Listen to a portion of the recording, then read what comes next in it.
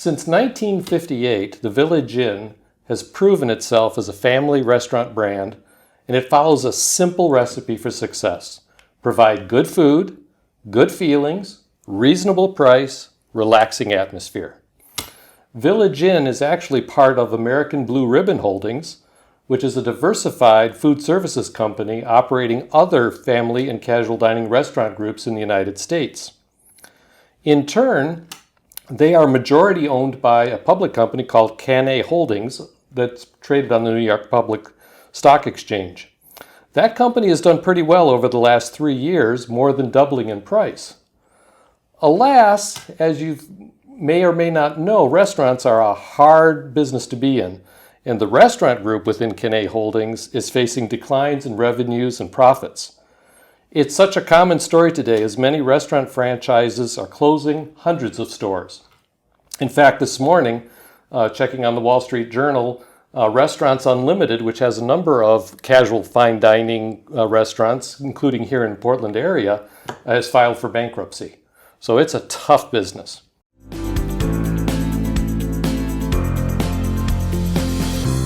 So welcome everybody to another recording of Business Accelerants Memos, where we deal with the 7 forces affecting a company and how to build value in your business. I'm Paul Menig, the CEO of Business Accelerants. With me today is Ryan Sweeney with hands-on restaurant experience. Ryan is the Director of Operations and co-owner of a family-run Village Inn restaurant. So welcome, Ryan. Briefly tell us about yourself. Yeah, well, thanks for having me, first of all. I appreciate the time. And, well, you nailed it on the head. I've got real-life restaurant experience. I've been in the restaurant business, since I was 15 years old, I guess, is when I first got my first paycheck for it. And so I'd say that's over half my life now. And so, as you mentioned, working for the family-owned and operated Village Inn franchise. I've been doing that for past 12 years now, since I graduated from University of Oregon, 2007. And so, keeps us very busy. So you said 15. That's when you got a paycheck, not when you started working there? Yeah. It had to be legal, right? Absolutely. I worked for tips starting as early as 10 years old, and the tips were really good because people thought that, I needed the money, or, at least, I don't know what they thought, but looking back, I could see, they just thought it was cute that I was in there bussing tables, had my little apron, I had to roll it up because it was too long, so, so... I'd go in for about an hour. It's a family restaurant, right? Exactly. Everybody can chip in. Yeah, absolutely. So to get started, we said that there were 4 things: good food, good feelings, reasonable price, relaxing atmosphere. So we often talk about who is your ideal client. And I think in a previous conversation, we had a chance to talk about that. So tell us a little bit about who you see as the most likely people to choose Village Inn as opposed to any of the other places they might go for food. Absolutely. Well, I think, as you mentioned, good food, good feelings, relaxing environment. That's really what we're offering. And our customers come to us because they want a full-service restaurant experience at a reasonable price, which can be tough to do because, full-service restaurant experience involves a lot of moving parts, and, the moving parts add up. And so, our customers, I believe, recognize that we offer an in-house dining experience, right? Table-side service with an actual human being, face-to-face. You're interacting with the employees and whatnot, and you're eating there. You're gathering with your family. You might be coming in by yourself, looking for some companionship, some friendship, I should say. Mm-hmm. Or you're coming in with the whole family. We cater to both of those groups, right? And the idea is, you can come in, bring the kids, make a mess at the table, and not have to clean it up, on your way out the door. We'll take care of that. As you mentioned, there are a lot of places you can catch a meal these days. And so it's not just people that are looking for food, right? Mm-hmm. That's too broad. Too many other options available. And if you're looking for something that you're going to get in and out, in under 20 minutes, that's not us, right? So I would say that people are looking to come visit us for more of an experience rather than just filling their bellies. Mm-hmm. Okay. little bit of time with the family. Business meetings are very popular, but definitely we try to stay on the lower end of the full service restaurant scale. Okay, so you have this wonderful pie display at the checkout counter. Oh yeah. How big? What is pies? Maybe 2% of your revenue? 5, 10? Certainly not a 50% or something. Pie is definitely a seasonality item, right? So definitely for the holidays, it's through the roof, right? But definitely, I'd say it's a couple percentage points there on the on the sales receipt there. Depends on how hard we're pushing it, but when the occasion calls for it, we like to think that we're one of the first places people think of for it. Whether it's getting one to take to a family party or bringing the kids in for a slice of pie in the restaurant. So all pun intended, I'm a sucker for the Tootsie Roll Pop suckers that you have available there too. For purchase, however. Of course, yeah. Well, everyone needs to satisfy their sweet tooth, after the meal, right? And Yes. Maybe doctor's orders or whatever. Or, you're not going to go for the full slice of pie. So we have I like to throw the Tootsie Pops out there and the Andes Mints as well. Yes, yeah, I remember the Andes Mints too. Yes, for sure. So I was just at a meeting this morning over in Beaverton, and we were talking about the something with people like myself, silver graying, and we were talking about manufacturing and how we're losing a lot of intelligent people who know how to do things with their hands and things. So how are you seeing your ideal client base change as we have this baby boomers and people like myself who are getting older and things versus people having children later in life now, people not buying houses and things, and not even buying cars. What changes are you seeing in your clientele? Well, definitely have seen many changes, over the 15 years, from when I first started as a busser. The thing that I always thought was, we definitely do cater to a lot of senior citizens, and I think it's because they recognize the value in the meals, and they're probably on fixed incomes, and they enjoy going out to eat every day for the occasion part as opposed to the necessity part, and that's been one of our core customers as long as I've known Village Inn. And it's easy to say, well, if your customer base is getting older, we all eventually know what happens when you get old enough, right? What's going to happen when they stop coming in?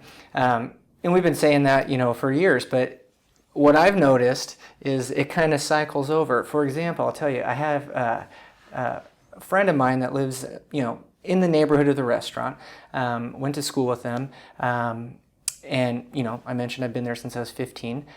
Just recently saw their parents have become regulars now, and my friend, my age, so starting a young family, and now their parents are grandparents. Yes. Maybe they have more time on their hand or whatever. So the idea that the customer base is getting old and dying off, but it kind of regenerates. And then you mentioned, people waiting till later in life to start families. That means they have more disposable income, whereas, a couple generations ago, maybe you got your kids and you can't afford to take them out to eat, right? Yeah. You got to eat at home. So it's constantly evolving, but, I would say definitely the folks looking for a good value come and see us. Okay, super.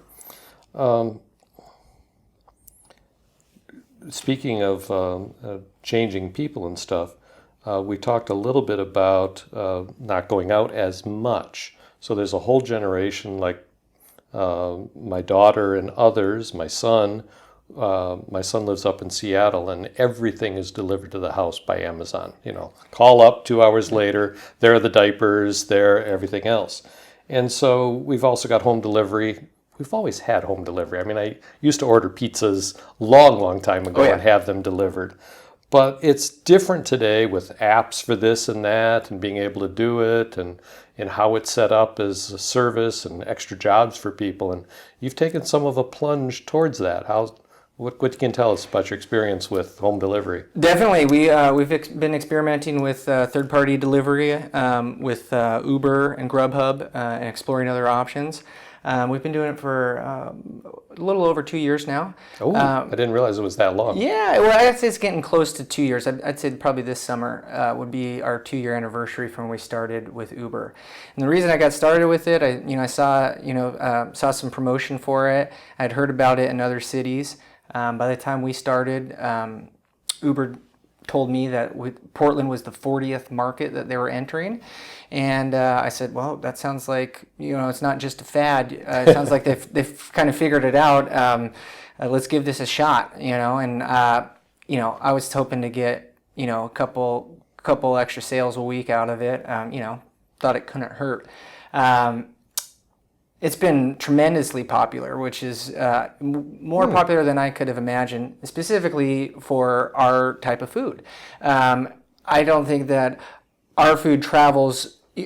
I want to think it, because in the past, you say pizza, Chinese food, those are kind of the ones you want, right? And it's like, you just don't think about that. But now that you have all these options, definitely the third-party delivery continues to be a growing part of business for us. That we're getting new customers every day, and the sales are going up. And we are continuing to tweak our methods as well, as we're getting used to it. There's a lot of new parts of the business that are things that we didn't have to deal with before. For example, the other day we had someone. We get the orders coming through, and we got 2 of them back to back, and it's the same customer. Same order, and we're like, well, this has to be a duplicate. A glitch or something. Fortunately, they give you the customer's number. You're able to call them.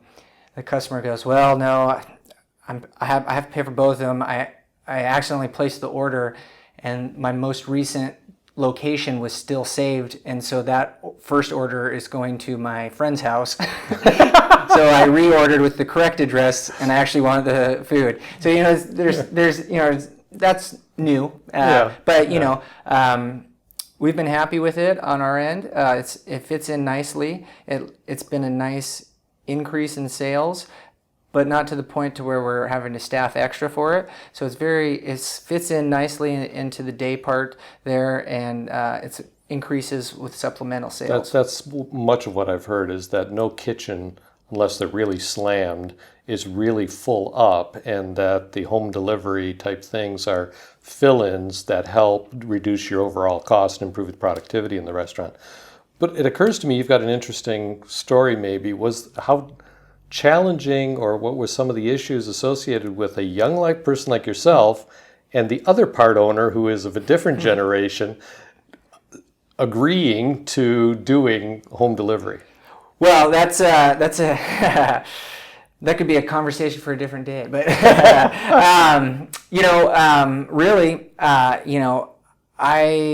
we approached this subject. I kind of told it. She was my mother, my co-owner, partner. She was a little bit hesitant and skeptical, as was I. But I was like, well, let's give it a shot. What's the worst that could happen? Mm-hmm.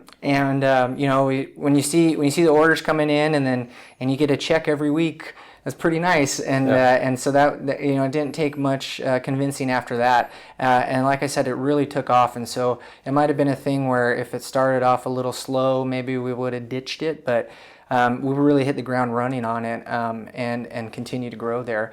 And so, definitely got some pushback, not just from my partner, but from my employees as well. I didn't think about that. Some of them, when you come from a mindset where you're the manager on duty and you've got to balance the till at the end of the shift, so you got to make sure everything's accounted for and paid for. The idea of an order coming to you through the computer, and you're going to make the food and package it up nicely and hand it off to a stranger to deliver it and not collect any cash right there is kind of an alarming. But don't you automatically get the cash because it's come in on a credit card off the app or whatever they ordered? No. So what happens is we have to figure out a way on our end to manage the order, to tender the payment, right? So the way that our point of sale is set up is that we're open for business one day, and then once end of the business day, you want to have everything balance out. Yeah. And so in order to do that, we just create a house account that we close them to.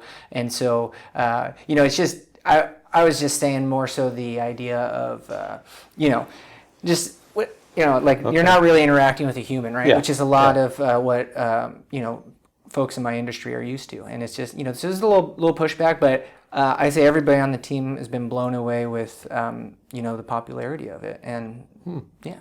Okay, I'll have to try it. Yeah. I am the Uber Eats person myself. I go to the restaurant and I sit there and enjoy myself for a little bit, do some work on my iPad or whatever, and then take my food home to my wife. So there you go. I've got to get up to the new way of doing things. I was checking my QuickBooks files for my consulting company over the weekend, and they popped up a nice warning saying, hey, minimum wage regulations are changing, you better check things. Unfortunately for me, I'm the only employee really, my wife and I, so I don't have to deal with that.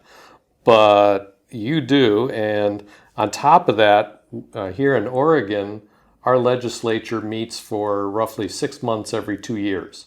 They just finished their 6-month sojourn June 30th. We made the news on the Wall Street Journal because the Republican senators all walked out because they didn't want to pass something.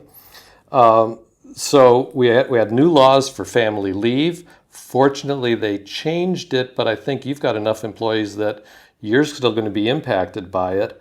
So what are some of the government regulations you're facing in the next couple of years? Because that family leave, I guess, is like 3 years out. The regulations for wages have been going over the last year and a half or so. Yeah, so back in 2016 was when they initiated the steady wage hikes, and so they have it prescribed out. 2016 minimum wage was at $9.25, I believe, and just on July 1st we're at $12.50. So that's quite 30% increase. Yeah, quite the increase in a handful of years, less than a handful of years. And it's continuing to go up.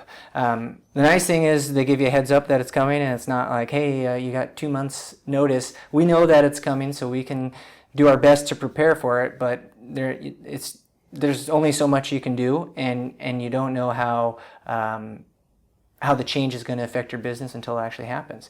So definitely minimum wage is one that we're keeping an eye on. We're heavily dependent on wage earning workers, right? Our servers have always been paid minimum wage because they make so much in tips. And I think that that's one thing that doesn't get factored in specifically here in Oregon. And Oregon's one of a handful of states that doesn't have a tip credit. And what I mean by that is in other states, the average rate of pay, it's as low as $2.75 in some states, and as high as $6 or $7 in other states. And what that is it's a separate minimum wage for tip earning employees. So employees that are directly tips, because they make so much in tips, it offsets the need for minimum wage. Oregon doesn't have that. So here in Oregon, we pay $12.50 an hour plus the employees get their tips. And that makes it tough because now the servers are definitely the highest earners in the restaurant, and you have to try and make it equitable for the others involved, right? Like the cooks and whatnot. We've always paid our cooks higher than minimum wage. That's how you keep them on board. And so that's definitely been a new challenge that we're dealing with at the restaurant. A lot of our employees have other part-time jobs because the nature of the work, it's part-time. We're primarily a breakfast place, so a lot of our employees work at Village Inn in the morning and do the dinner shift somewhere else. And so you got that, well, at my other job, they're doing this. And so, it's new for all the restaurateurs in Oregon. And I do my best to stay on top of it by attending Oregon Restaurant Lodging Association meetings. They've been very helpful in keeping all of us up to date on, what's coming down the pipeline. Other regulations, the ban on plastic products, right? I believe they banned plastic bags. It's single-use plastic bags. Single-use plastic bags. They were talking about also banning the plastic utensils for takeout. Yep, absolutely. I don't know if that passed or not. I didn't see it on that one, but I think it's probably only a matter of time, right? Yeah. I can see both sides of it. I go out and I buy my products at the store for packaging, right? And I fill up a whole pallet of one-time use products, and I definitely I feel a little bad about putting that out into that environment there. So we do our best to get we purchase recycled if it's available. We switch from plastic bags to recycled paper bags, which is a little bit more expensive, but it kind of, like I said, helps me sleep a little easier at night, knowing that we're not, polluting the planet. That's another one that the Oregon legislature passed, is that paper bags, there's still a fee for them now, except for takeout, I believe. Exactly. Yeah. And food. Exactly. Yeah. So they at least there they've made an exception, but they've yet to make the exception in the minimum wage department there, and it's going to be tough sell from the restaurateur's point of view to say, hey, let's lower wages for workers. That's never a popular topic. And unfortunately, I think you've seen it. Some major restaurant chains, here in town, Applebee's, Chili's, these are well-established brands that have been around for a long time and have a very set way of doing things. And you'd think, they might be resistant to some of these things, but they're not, because eventually you can raise your prices, and eventually customers are going to go somewhere else, or you're just not going to be able to make ends meet. And unfortunately, I think that's what we're seeing happening, and I think it's going to continue to happen. Yeah. Family medical leave's another one you mentioned. They voted on it, and it's coming down. I think 2022 is the year when you can start actualizing benefits. So these are I think that the government has the right idea behind it. Unfortunately, just like anything else, every situation is different. What's good for one population might not be good for the other for whatever reason. But the strong will survive, and you kind of have to adapt and make some changes. Some other challenges that we faced government-wise, because we do franchise them the way the law is written, we're part of an organization that has more than 20 locations worldwide. Sure. And even though we're a franchise-owned organization, we only have one, the national menu labeling law is applied to us. Oh, technically, because we're part of Village Inn franchise group, which has more than 20 restaurants, they passed a law that said if you're in that boat, you have to list your calories on the menu. And that means anywhere that a menu item is printed with a price. So that includes your special board, right? If you got a chalkboard and you put a salad on there with a price. Oh no, I didn't. Oh my. Anywhere the price is presented. And I've seen some interesting people try and get their way around that by just saying everything's one price and just not putting the prices on there. But the thing about it is, I don't know who's enforcing that, but it's just one more thing to worry about. And for us, because we were partnered with Village Inn, a majority of the work was done by them, and we were able to benefit from that, from being part of the organization.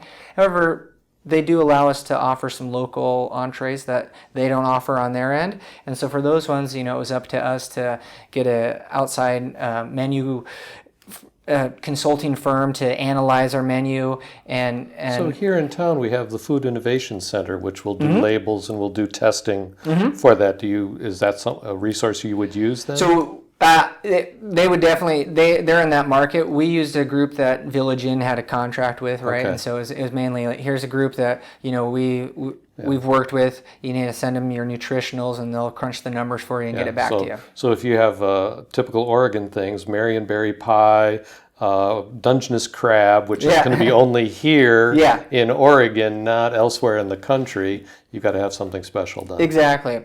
And so, it's just an example of, on the surface it sounds like, any organization that has more than 20 locations should be on top of it enough to get this out.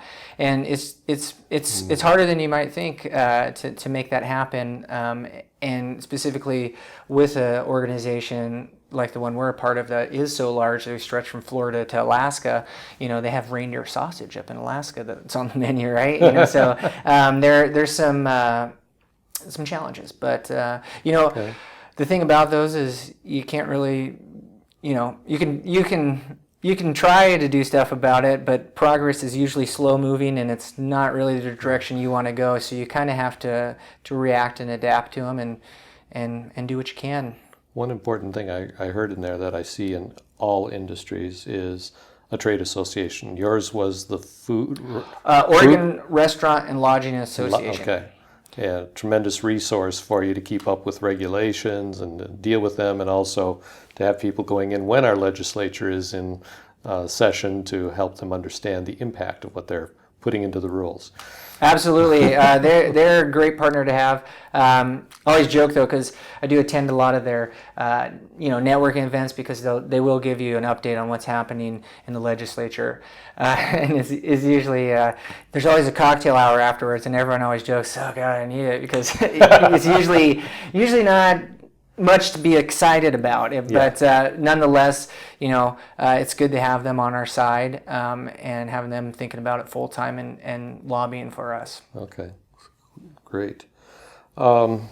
In our previous discussion, I found out that you're like me, a little bit of a techie on the side, and you made some recent changes in the business to employ technology, and you related that they've been positive.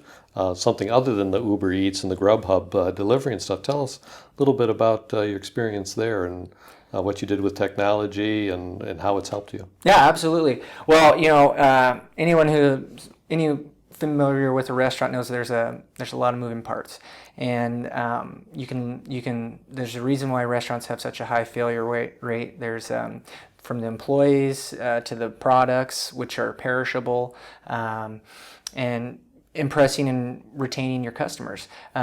There's so many reasons a restaurant could fail, and there's so many places where technology can help.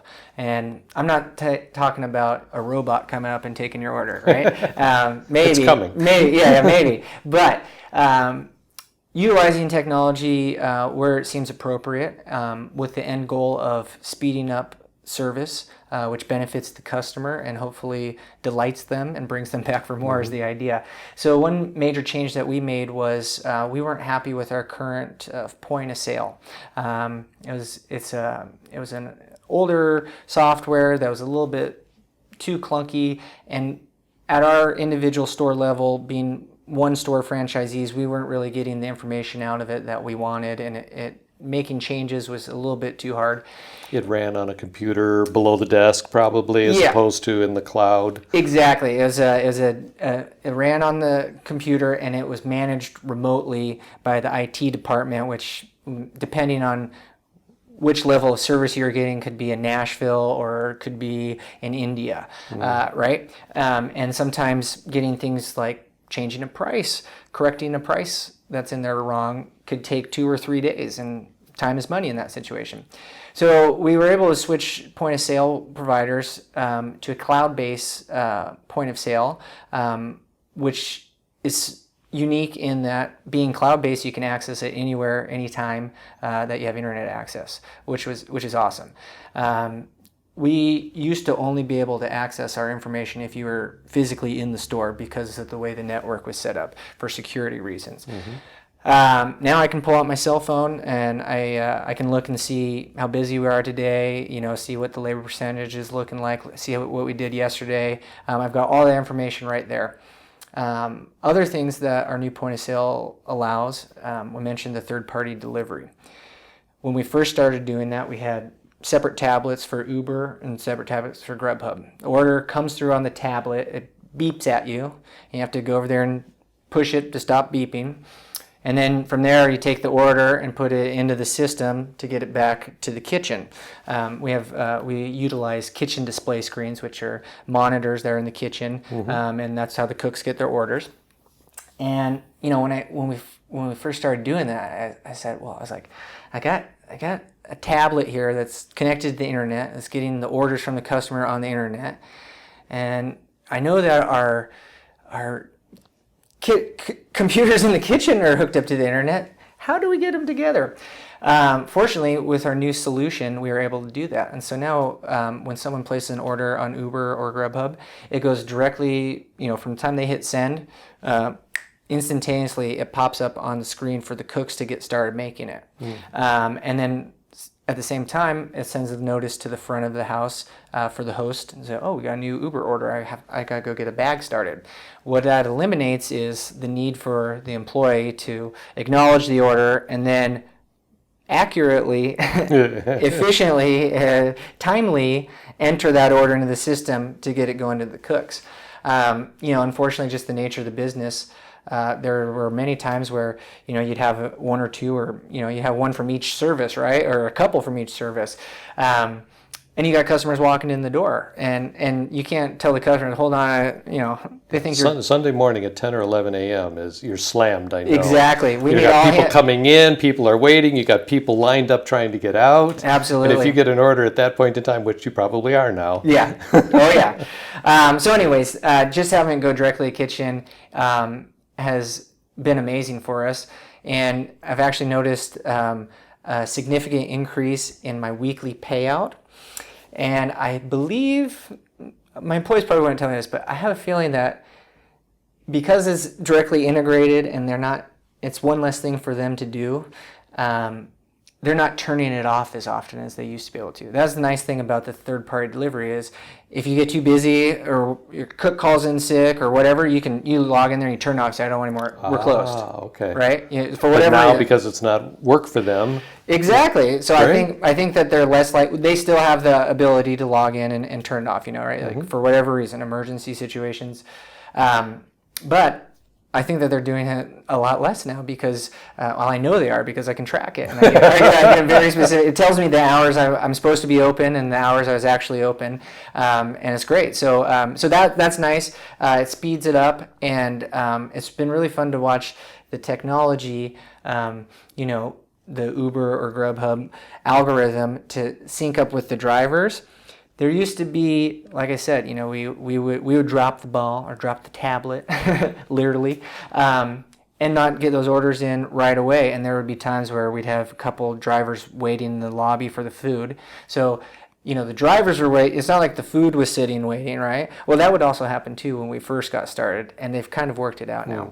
And now that the orders are going directly to the kitchen, it's like clockwork. I don't know that they've got it figured out. I think they know hey, if you're ordering 4 or 5 entrees, it's going to take a little bit longer. If you're ordering 1 entree, they've got it down there, and they know, okay, this driver's this close, we can get them there. And it's been really fun to watch because sure enough, you finish up that bag and you start walking up to the front. We keep them in. We have a little hot box that we keep them in to keep them warm.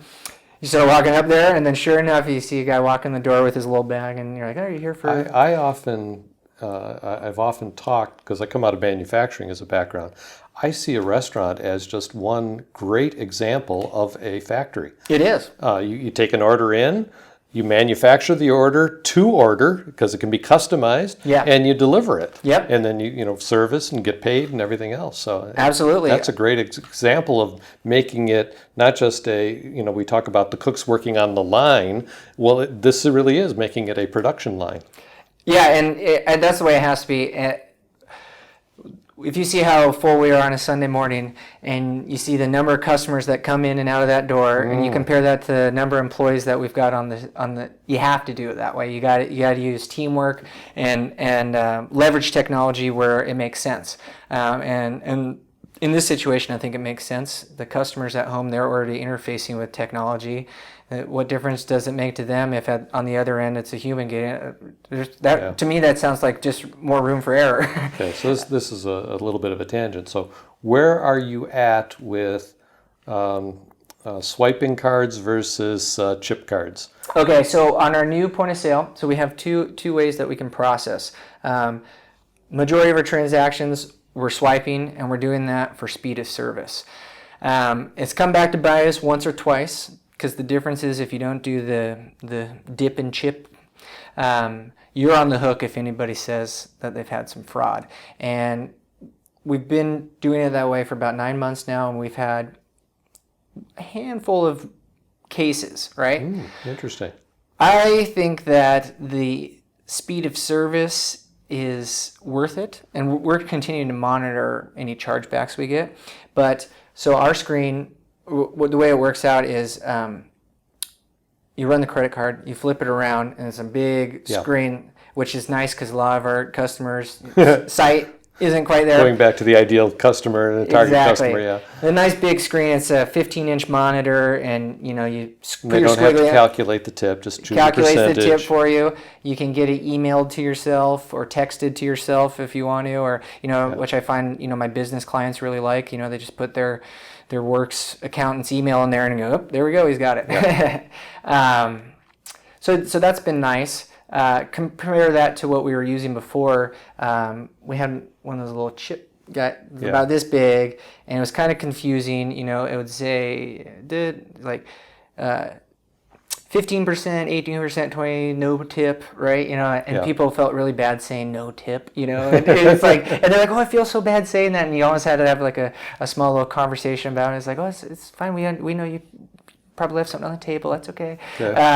And just with the chip, you got, if you pull it out too soon, you got to restart the transaction. That's interesting because I know that the chip's gotten a whole lot faster at the grocery stores and everywhere else I operate them. I didn't realize.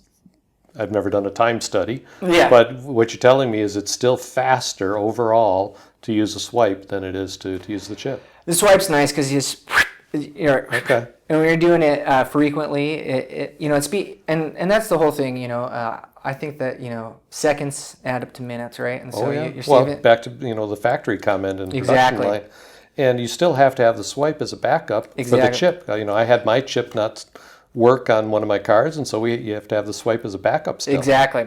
So we do have the chip on our handheld devices, which this is another thing I'm really excited about with our new point of sale.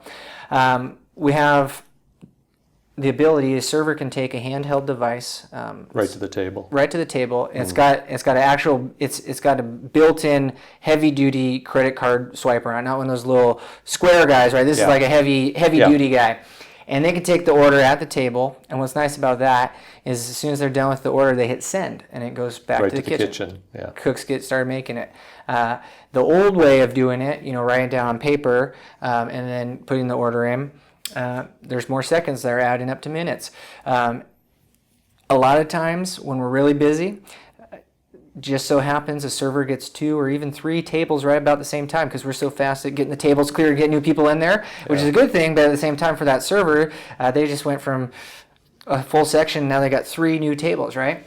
And in a perfect world, they would get their tables evenly spaced out, and they'd be able to go and get their beverages and do our service cycle, which is that's the goal.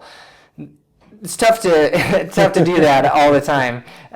So, for example, in that situation where a server gets 2 or 3 tables like within a few minutes of each other, which happens frequently, especially on the weekends, there's a lot of times where they will go and they'll write the first table that they go in the order that they were seated, and if you're the third table that gets their order taken and they're handwriting it, and then they have to go put it in the computer, and sometimes they may go get the beverages first and whatnot, but even if they take your order directly and do all 3 in a row and then go to the point of sale and enter all 3 of them, they're going to do them in the same order they wrote them. If you're that third table, there's going to be a big difference. And then also, the cooks are going to be back there like, do-do-do-do. And then, oh, we got 3 orders.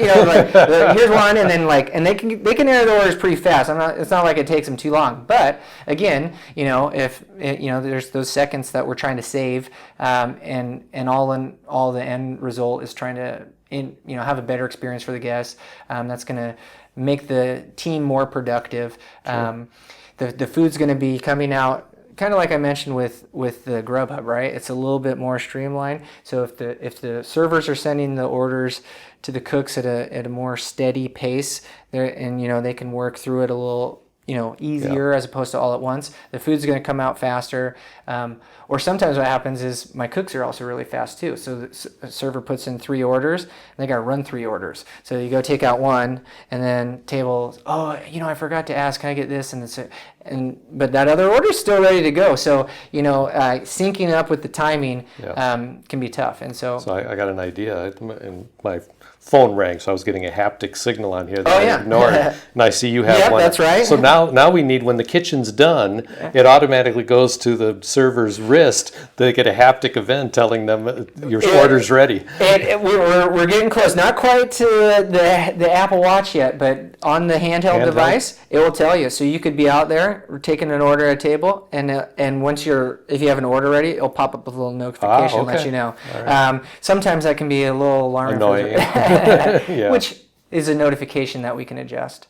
So yeah, that's another example of technology that we've implemented that we're enjoying the benefits from. That's great. The main purpose of the conference I went to this morning for manufacturing was the fact that every manufacturing business has trouble finding people. Now, we've got low unemployment, but I mean, your business, I know, restaurant workers are many times, it's a starting kind of job, and then you want to get something else and you go on and stuff. So you've got to deal with turnover to some extent and filling jobs. It's a lot of part-time and fill-in work when somebody's, off of a job. They know they can always go do some serving. They did it in their past and things. So what do you do for turnover in your hiring processes? You've mentioned team several times. How do you build a team there? And basically, how do you handle the personal, the people side of your business? Definitely. Well, our business runs on people, right? You have to have them there. I mentioned, how busy we are on a Sunday morning and how many bodies we get in and out of the door with, a limited amount of people. And, it's not like other jobs where, maybe you've got a lot of work that you have to get done, but I'm just going to be burning the midnight oil. Unfortunately, the customers, they don't care if you're busy or if someone called in sick, right? And so you always have to have staff, because if you don't have enough people, it's just eventually it's going to get to a point to where it's overwhelming the restaurant.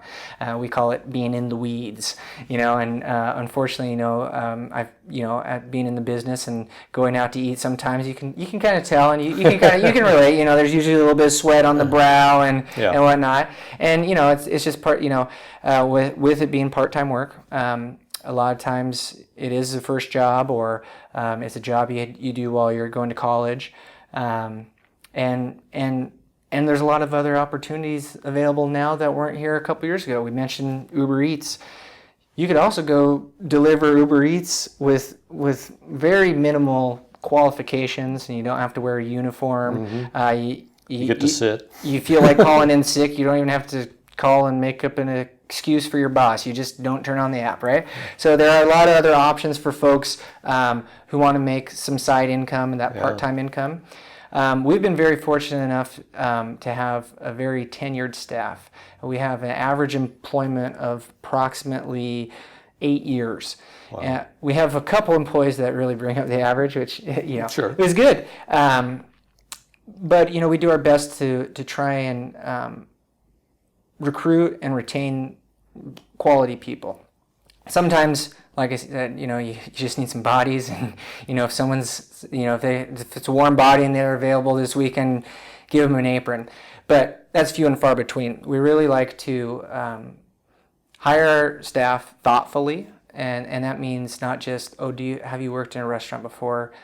We like to hire on personality, because I think that the skills of working in a restaurant are skills that you can learn relatively quickly, but interacting with people is something that takes a little bit more practice. So when you get someone who's got a good attitude, right, and you can tell they like being around people, usually they're going to be a good fit.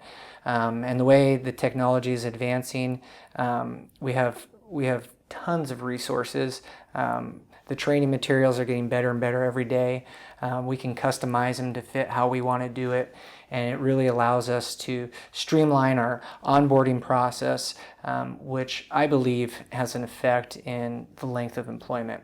I've worked at some other places in my life before. I've had friends that have worked at other jobs, and if you get a job at some place and they don't have a employee handbook, or there's not really a training manual, or they're just like, hey, show up on Tuesday, and with no follow-up, there's a lot of people who won't show up on Tuesday, right? Yeah. And so, we really try to do our best, because a lot of times starting a new job can be, it's anxiety provoking sometimes or whatnot. And it's a new, so we want to be as welcoming as possible. And, we're not going to throw anybody out there to the wolves if they're not ready. And I think that goes a long way in keeping them around. But that being said, every once in a while, for whatever reason, it's a bind you have to deal with. So it's something that we're constantly battling. Technology has helped out a little bit. You can do some online postings, much more affordable than you used to be able to do newspaper wanted ads. But I'd also say the quality has also balances that out. And what I mean by that is it's really easier for someone to sit there and send their application out to 20 different places, right? Mm-hmm. So we tend to give a little more credence to someone who actually takes time to come in and fill it out, because it's not easy work that we're doing, but we try and have a little fun while we're doing it, and everyone's there to try and make a little money. So it's interesting. I heard the word fun, for work many times this morning. I heard something similar to what you said. We hire for DNA, then we can teach them our way. Yeah, exactly. That's a good. Yeah, that's a nice ring. Yeah. Yeah. Because sometimes the people who come in and they have tons of experience at all these other restaurants, the reason they have experience at different restaurants is because they don't last very long, right? And so, we really, because at the end of the day, it's, like I said, our ideal customer is coming in, they want that human interaction, right? And if they don't, they're going to order it and get it delivered. Well, you may remember the TV show Cheers. Oh, yeah. Where everyone knows your name. I mean, that's what brings my wife and I to a lot of restaurants. Absolutely. Because we get to know the servers. My wife has taught me to actually introduce ourselves to the server. We'll ask their name, and then we'll say our names back, and they'll use it later on. And Absolutely. it's great, and they remember us then. Yeah, we have a lot of regular customers, and they have their favorite servers too, right? Oh, so yes. so that that's part of it too. It's I gotta go see Judy. I'll wait for Judy's section.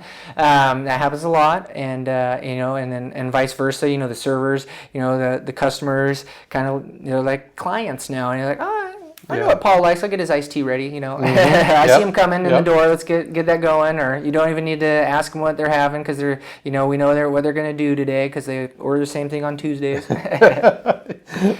Absolutely. So one last area I'd like to cover before we wrap up is disruptions of various natures. In your case, it could be a grease trap backing up, or it could be like Target had, where they're 24 hours or 36 hours, their point of sale system went down.